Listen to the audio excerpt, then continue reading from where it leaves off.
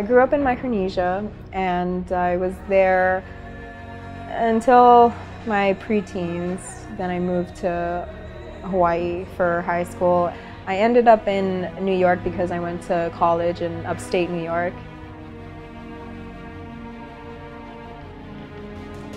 My uncles were just messing around in the garage with their punching bags and stuff, and one of my uncles actually had some experience. He held mitts for me, and ever since the first punch I threw from the mitts, I got hooked.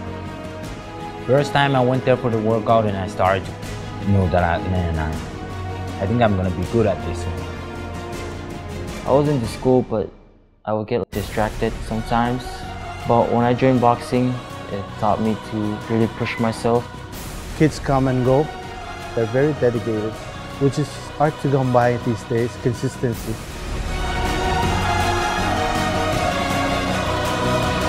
That if somehow, fighting is just like some hobby, or, it's cute. There's nothing cute about it. It's hard. It's difficult. At the end of the day, it's a skill. It's something that you have to work hard at if you want to excel at it, and if you want to, be good at fighting.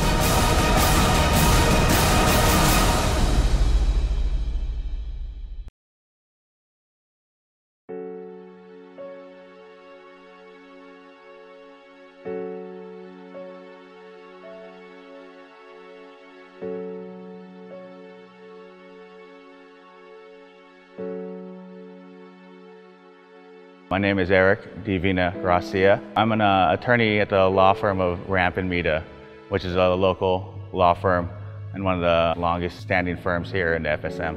I'm the president of the FSM Boxing Association, the head coach, and also one of the board directors. It started back in 2012, I believe. It was ran by a few people. There was only boxing club here in Ponape, probably the FSM at the time. It wasn't necessarily a boxing gym, it's a youth center. That's what they called it. It was broken down. There were no bathrooms, there were no lockers. Doors were always getting busted down, and there's graffiti on the walls. I believe it was in the summer of 2014 that the FSM National Olympic Committee Secretary General Jim Tobin agreed that he would allow us to form a national federation with the hopes of starting a boxing team to represent the FSM in the international boxing and hopefully in the World Olympics someday. The difficulty that I've faced was not really, it was not so much race as much as it was gender related. As a female fighter, you hear a lot of things like, oh, you're a fighter, that's adorable. If by adorable you mean badass, then I'll take that, because puppies are adorable. I think that gender inequality has become hard-coded into Ponape's culture. Originally, in the matrilineal society, the culture ensured women's safety, it ensured women's voice, as far as there is a reverence and a respect then that would naturally then be given and provided to women, and that is lost now. The main difficulty was probably just unawareness of boxing as a sport in general. It was kind of unorganized and unexposed to the main community here in Ponape. So just to get people to come here and here is pretty much by word of mouth. The negative health problems that the FSM is experiencing are really non-communicable diseases, what we know as lifestyle diseases. Yeah, it helps a lot. For me, it helps a lot. I used to be drinking on the weekends, and Hard part of training is not training, it's when I'm not training.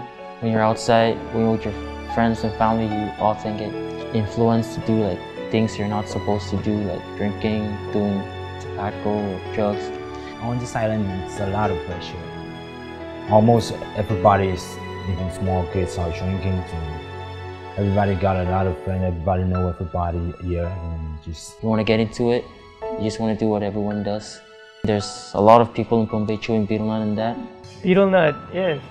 Chewing betel nut is basically like chewing tobacco, except we get a betel nut. It's a nut that grows from a tree here. You empty out the insides, you put lime. And cigarette leaf, it's called kapoy. It's this white powdery stuff. That's what makes your mouth red. You can get jaw cancer from it. It's very addictive. Anywhere you spit, it's going to be stained permanently. The availability of sports programs for our youth, sadly, that's probably the biggest challenge. And I think that when you look in Pohnpei especially, it is a resource problem. There isn't a lot of money floating around to, start up clubs and maintain equipment and maintain facilities. A lot of the equipment that we got up to this date has been mainly through donations. We've helped fundraise through donations from family members, from friends, from relatives. One of the local shipping companies, Dongwon Industries, they're the ones that actually donated the boxing ring behind me to the organization, which was pretty significant in itself because it was the first boxing ring ever in the FSM. We the first three that's gonna make them inspire them to, hey, that was something they should do. Because right now, some people are starting to looking up to us. Some of them still have doubts that I can win. Some of them say, oh, well, it's okay if you lose. At least you got to see the PNG, or at least you got to go around. But I've been training for the past 6 months not to go around. I'm training for gold. I hope that I would influence the future generation of this country, to influence them to do greater things. All I'm hearing is people wanting to leave. Like most of my families, they're all just trying to leave, go to the States, because they're all saying, oh, there's no life in Pohnpei, there's no life in FSM, but they never thought about doing something for their country, So I hope I'm doing something for my people too.